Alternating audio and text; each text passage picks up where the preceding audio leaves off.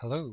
So now we're going to be moving on to talk about something I mentioned in the last screencast, and that is this idea of a green revolution. So the green revolution, essentially, this is how we manage through lots of different advancements in agricultural technology to feed the rapidly growing world population over the last 60, 70 years. There's lots of things that are part of this. We've had improved crop varieties. Through very careful plant breeding, we've got crops that are much more productive per unit of area. We've had increased fertilization, so we put in a lot more fertilizer on our land than we used to. Increased irrigation, so irrigation is where we transport water to our farmland.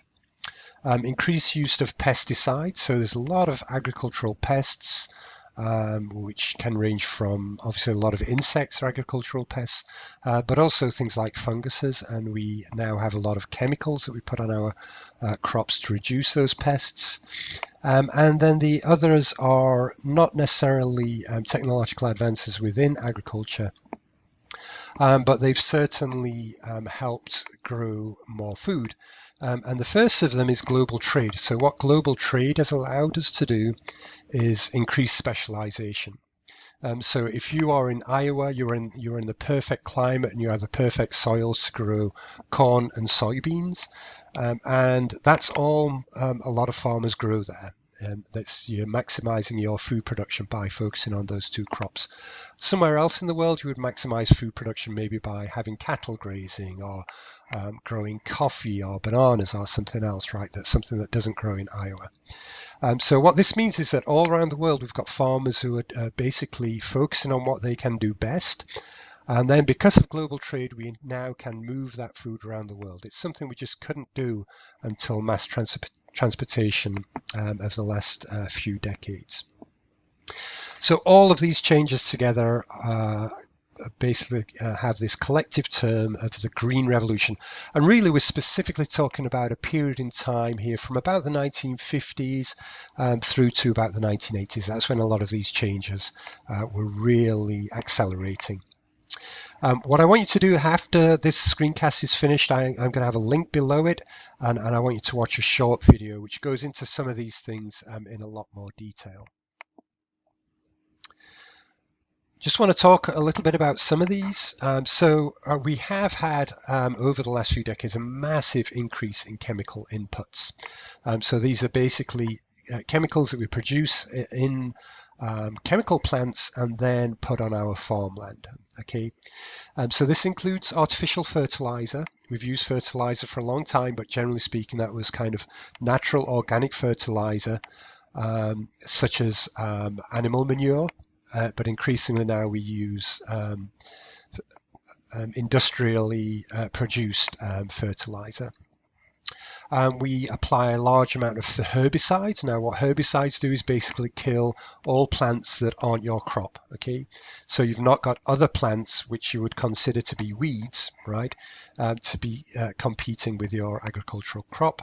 And then we've got all of these chemical pesticides which reduce things like insect outbreaks, fungus, blights, and potentially even things like birds.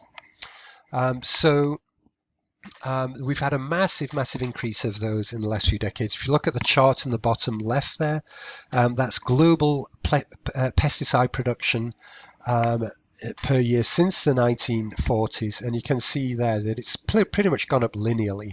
So we've been increasing the amount of pesticide production each year over the last several decades.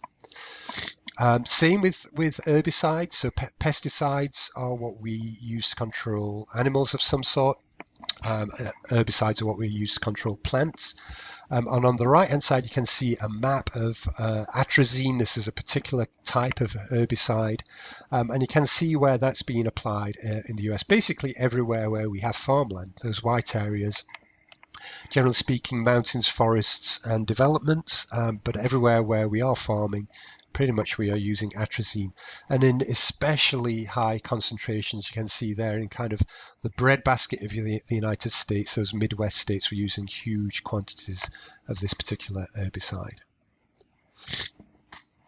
This is first of all, a great success story. Okay, so let's not lose sight of that. This has allowed us to increase global food production and allowed us to avert this potential global famine that some people were predicting a few years ago.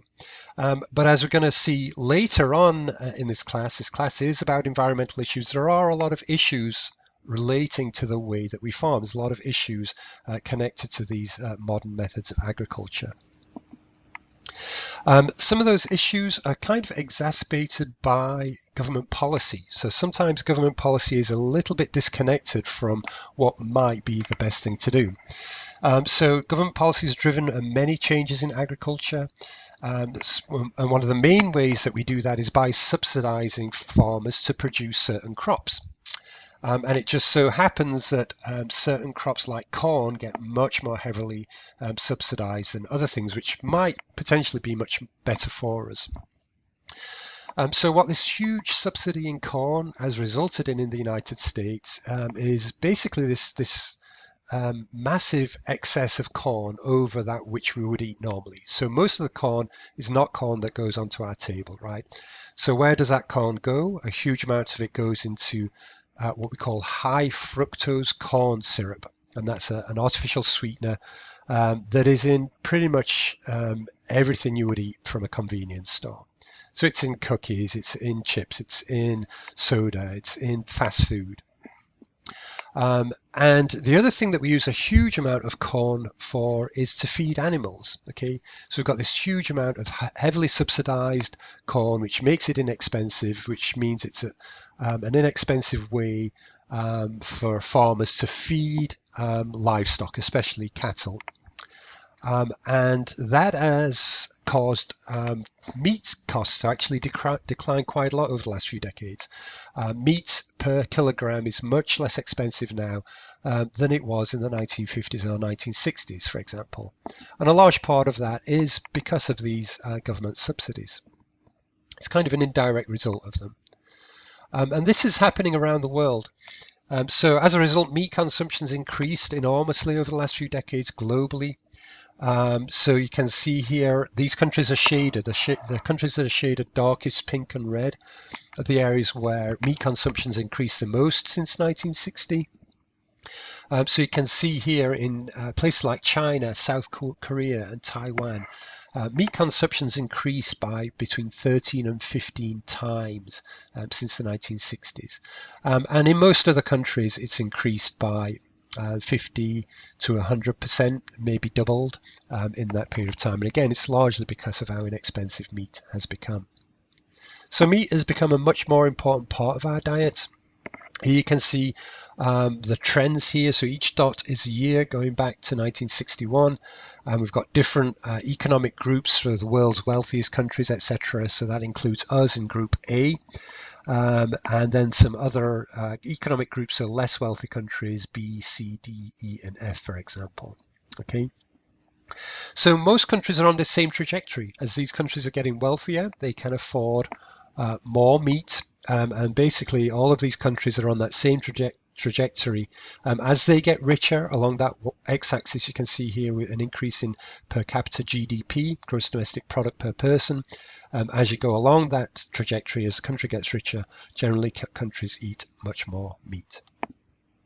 The only significant exception to that seems to be India. A few other countries will probably show similar patterns where for cultural and religious reasons, meat consumption is way lower. So it's quite possible that some countries won't follow that trajectory towards very high meat consumption, but most countries certainly seem to be doing that. And the end result here is that our diet is not a healthy diet. We are eating a lot more dairy. So dairy, again, is indirectly subsidized because of all that cheap corn. We're eating a lot more meat, and we're eating a lot less of vegetables. These are things that aren't subsidized. They are not getting taxpayers' money to subsidize the growth of broccoli, kale, etc. In the same way. So while our diet should be focused on those things at the bottom of this food pyramid, increasingly we're eating less of those than we used to, and more of the things at the top, which is what's contributing to a global obesity crisis. Okay, so we'll move on and talk about this a little bit more. We'll talk a little bit more about some of the downsides of this green revolution in the next screencast. Thank you.